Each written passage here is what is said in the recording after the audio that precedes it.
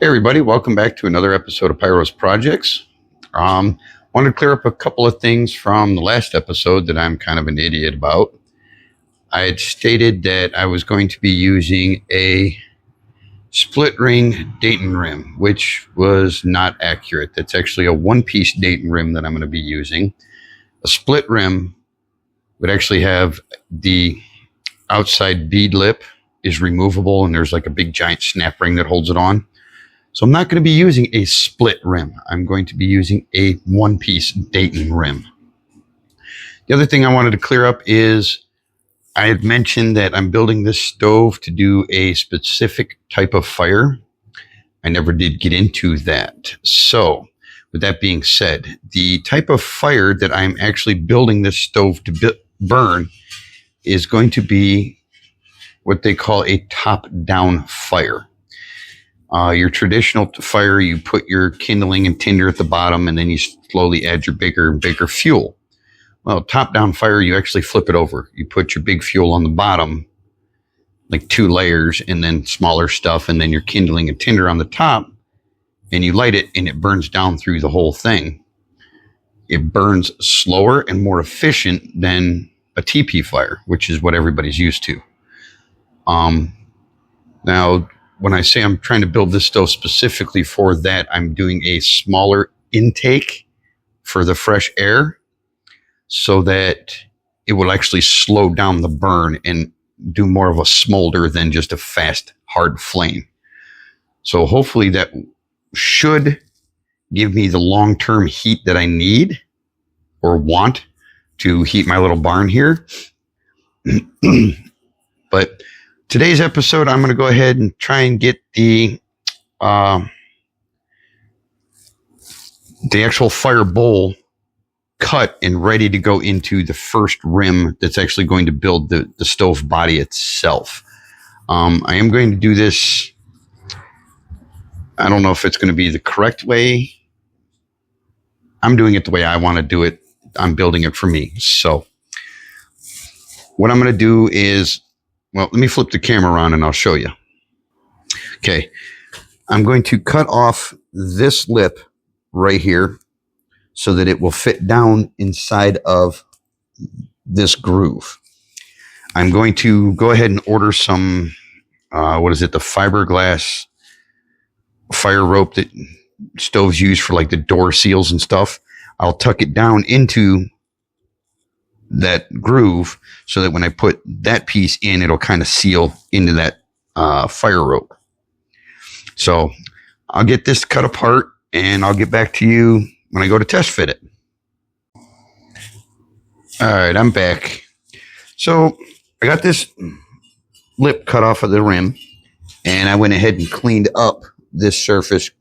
It's not super smooth, but it's smooth enough that it'll do what I need it to do. So I'm just going to set this ring back here out of the way for right now because I don't like throwing stuff away until I know I cannot use it.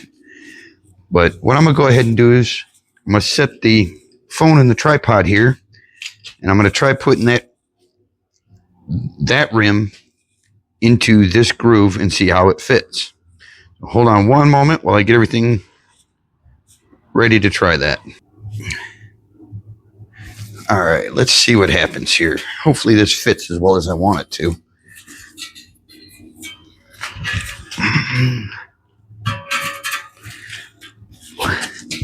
Oh, that's absolutely perfect. It's exactly what I needed it to do.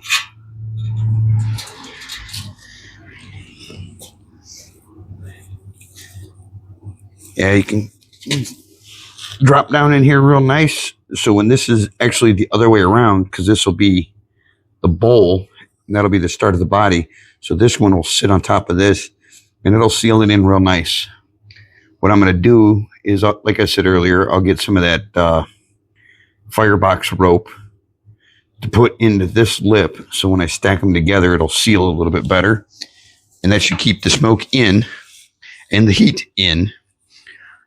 So it'll burn. So now that I got that part figured out, I can go ahead and put the bowl back onto the base and start finishing the base setup because I still got to cut the ash drawer, and I got to fill in all the holes in the bowl.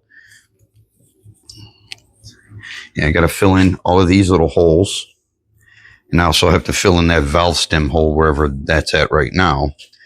But one of these holes is actually going to get this lip right here notched so that I can put my black pipe fresh air inlet into here, and then I'll seal around that pipe so that it can get fresh air into the firebox.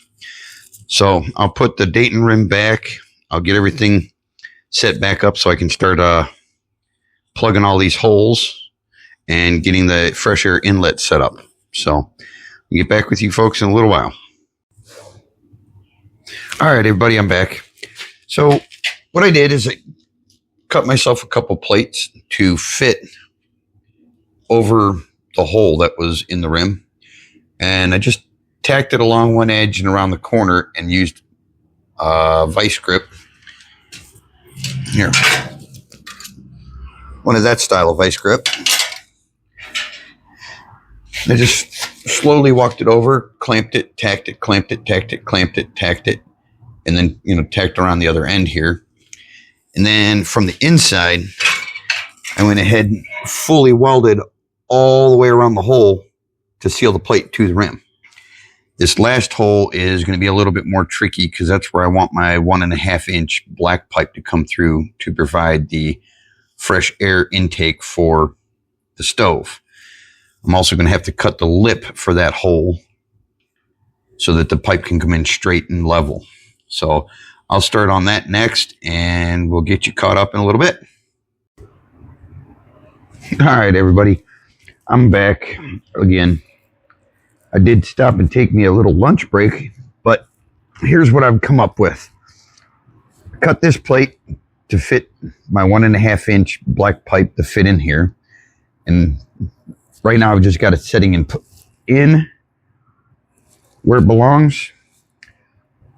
I'm not going to weld it until after I attach this rim to the pedestal that it's going to sit on. And I actually have a elbow here that'll be on the inside. I'll have the elbow face down so that it doesn't collect any ash inside the pipe. And then, but I'm going to weld the two rims together first to build the base, and then I'll put the pipe in and get the seam here all welded in and the plate welded to the rim. Kind of get it all sealed up and ready. So I'll get that everything flipped around and put together, and I'll show you what it looks like when I get to that point. All right, let's get everything caught up again. I've got my black pipe installed, got it welded all the way around, inside and out. I got all of my plates welded in, and I went around and welded the top rim to the bottom rim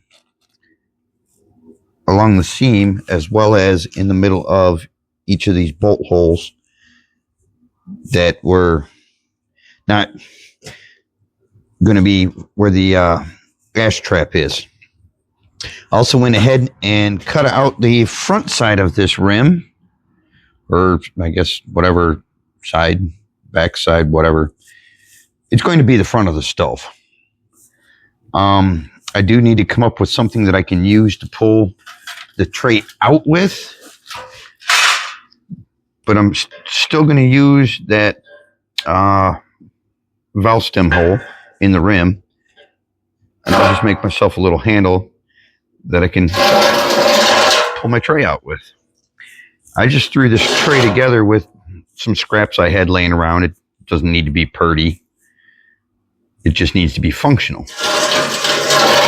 So it gets all slid back in there. You almost can't tell that it was ever cut, which was my goal. So now that I've got the base pretty much finalized, except for the actual fire grate that's going to sit right in here, I have to order that yet. Or I might make it out of some rebar. I don't know. I haven't decided yet. To look into the cost of rebar and what it would cost to buy a pre-made grate to put in here. But what I did do with this black pipe, I do have this 90-degree fitting here, and I also cut a hole right here where my index finger is to allow air to come in the base of the fire. So I think for today, I'm going to put a pause here because it's almost time for dinner and I got to feed my dogs and all that good stuff. So maybe tomorrow, since it's Memorial Day and we do have a day off of work for remembrance, maybe I'll get out here and do some more work in the barn and see if I can start getting the main body of the stove put together. Just real quick, I decided to go ahead and set the rim that has the groove in it that I was cutting to stack them. And that's what the first three pieces or the first three rims set up are going to look like. This yellow one, then there'll be two more on top of it that will build the actual body of the stove. So I think this will I'm going to go ahead and call it for today. That way I can do the things I need to do this evening. And don't forget to like, subscribe, maybe throw a comment or share with your friends maybe. And we'll see you next time.